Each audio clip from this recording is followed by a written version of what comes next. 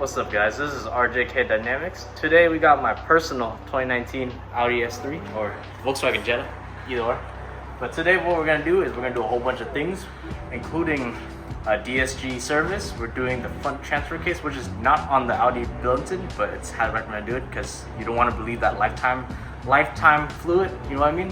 Same thing with the rear differential. We're gonna go ahead and get the fluid out on that one as well, and then we're going to do my Haldex, which is very important if you own any sort of all-wheel drive Volkswagen or Audi product. Alright, so first thing you're gonna do is you're gonna remove your airbox and battery. If you have a stock airbox, you just have to pop a couple like clips out, and then it should just come right up. But I have an APR intake, so just remove the filter.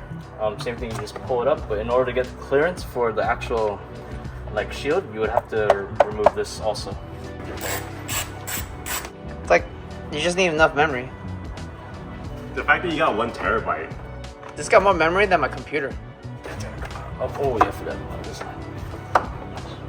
This side. Move this out of the way. And now we're just gonna go ahead and take out the battery. Once the battery's out, then we're gonna take the filter out and just do the filter first, right? Yes, sir. Engineering. Nice. Alright, so first thing that we're gonna do is you're gonna look for this plug right here, right under the transmission. This should be a 14 Allen. Just go ahead and just get that cracked open. You have a new crush washer too? Yeah, new everything. Okay. Oh, there you go. It's pretty clean. Yeah. Alright, so what we're gonna do is we're gonna go ahead and take out this bolt right here to the mechatronics. This one should be a 6mm Allen.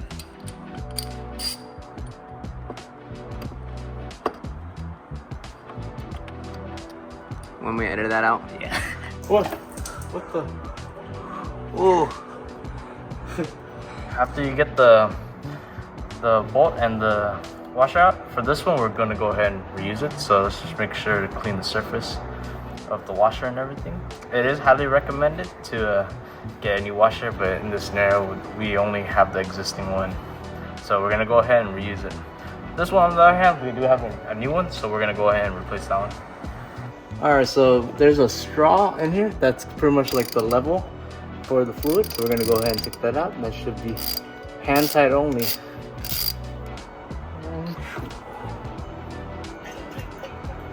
Okay. Alright, so we're gonna go ahead and put that check straw back in. Just hand tighten it. Do not tighten it too hard or else you will strip it. It's made out of plastic. Alright, after you put in the check straw, we're gonna go ahead and put in the mech unit bolt right here. The torque spec is 10 Newton meters plus a 45. That should be good enough. So that's the filter. It's here, it's draining. It came out of, I don't think you're gonna be able to see it, right up there. Pretty hard to see, but right there, that's where it came out of. And now it's draining out here. Alright, after getting the canister out, now what we're gonna do is there's a rubber gasket. It's a seal. We're gonna go ahead and just take a flathead and just gently and strategically just try to remove it. Go ahead and run. Oh, there it goes. And we're gonna replace it with this new one.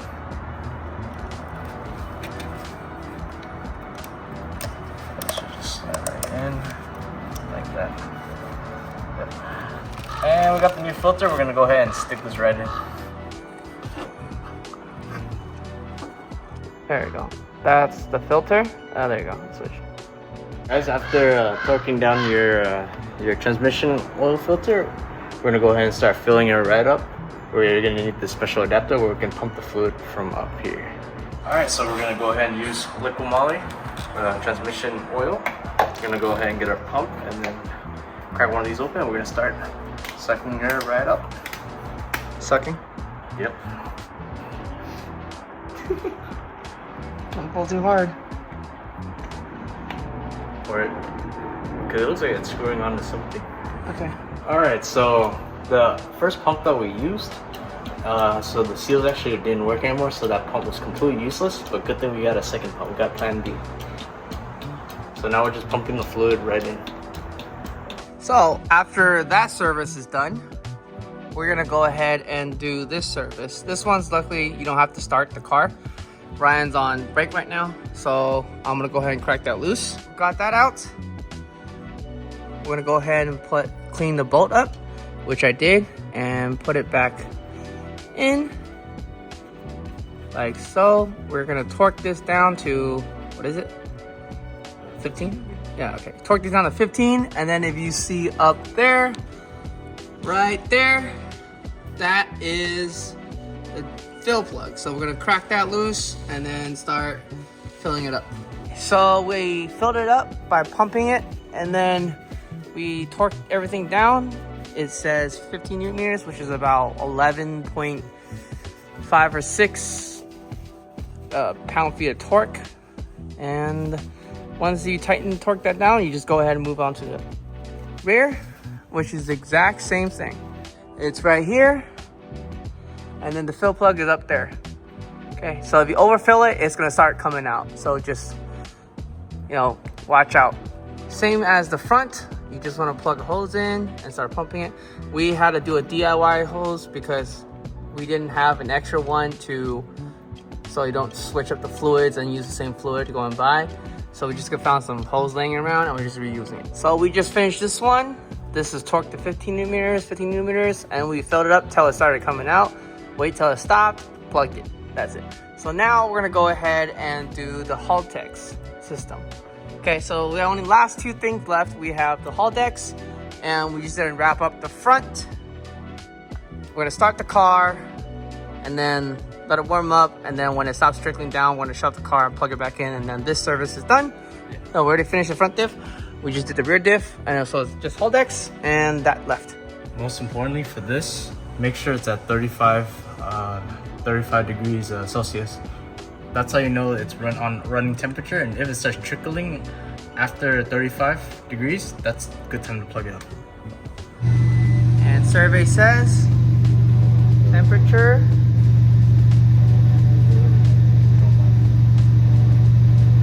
30. So 5 more degrees Celsius to go.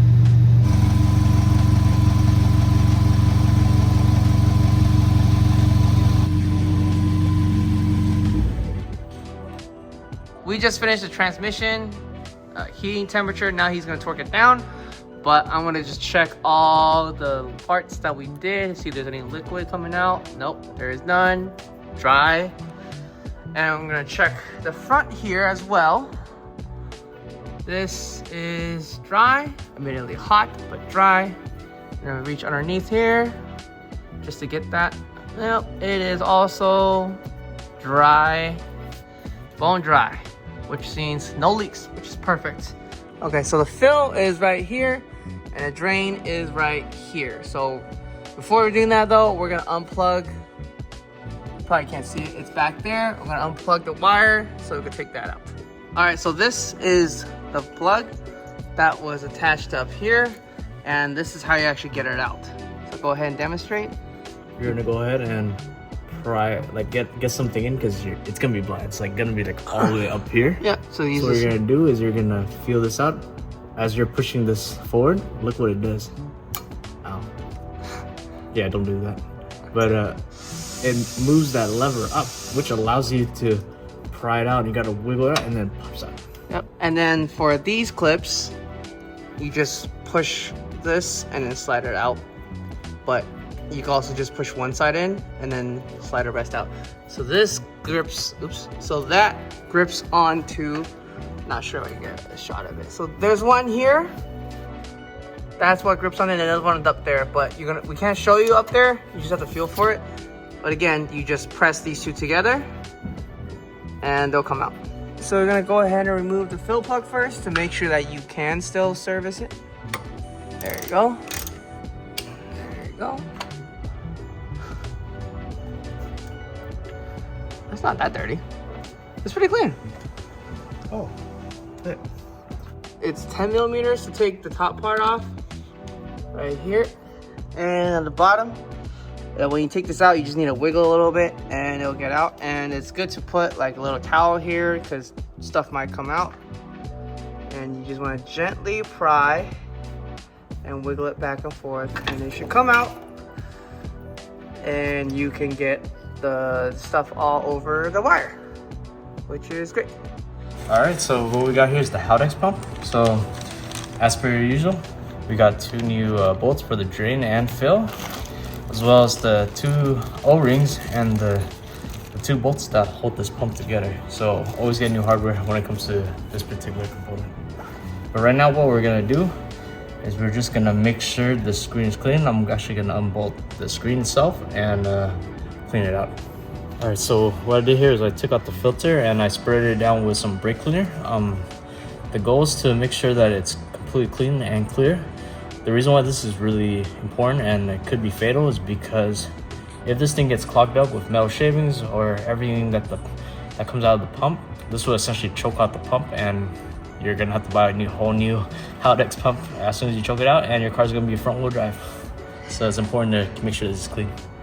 Usually, if it's your first time doing the Haldex, when you look in there, it's gonna be super dirty, but in this case, this is not the first time, it's clean. So if you do see metal shavings and chunks, and it's your first time doing a DSG service, like at around 40,000 miles, don't be scared, that's completely normal. Then this one, just like...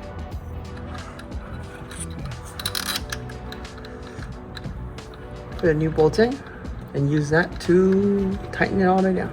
Torque spec is 9.5 Newton meters or 7 foot-pounds. After that, we're gonna go ahead and start filling her up right here. We're now filling up with new fluid. And now it's full. So we just, let's not try to waste it. And once that finishes dripping, we'll torque it down, and then we'll do the whole, start the car, put it in drive, let it 4-wheel drive, and then clean everything up and call it a day. All you want to do is get this up to temperature. I believe it's around 20 degrees, and you want to activate the pump so that it keeps going through. Right now, he's just getting to temperature and running the pump to make sure that the fluid goes through all the system.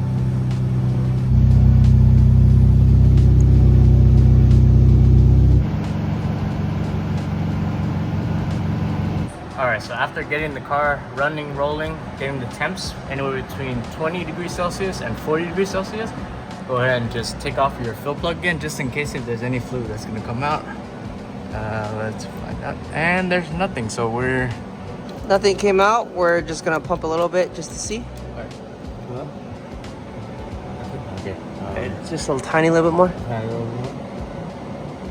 Oh, stop. It's coming out. That's it. And now you have it fully filled, and you can plug it in, torque it down, and put the car down. All right, well, that's it, guys. That's how you do an Audi S3 to BMW M2 conversion. Just kidding, guys. We forgot to record an outro. All right, thank you for watching, guys. I hope you guys enjoyed the video, and hopefully it's informative and everything. Hopefully it can help you do your own service on your Audi or Volkswagen. Once again, it applies for most Audi Volkswagen products, especially ones with the all-wheel drive Haldex system. I believe some Skodas, some Volkswagens, Audis, they have it. Should be relatively the same across the board. But yeah, if you guys have any questions or any concerns or anything like that, feel free to leave a comment, give this video a like, and don't forget to subscribe. See you on the next one.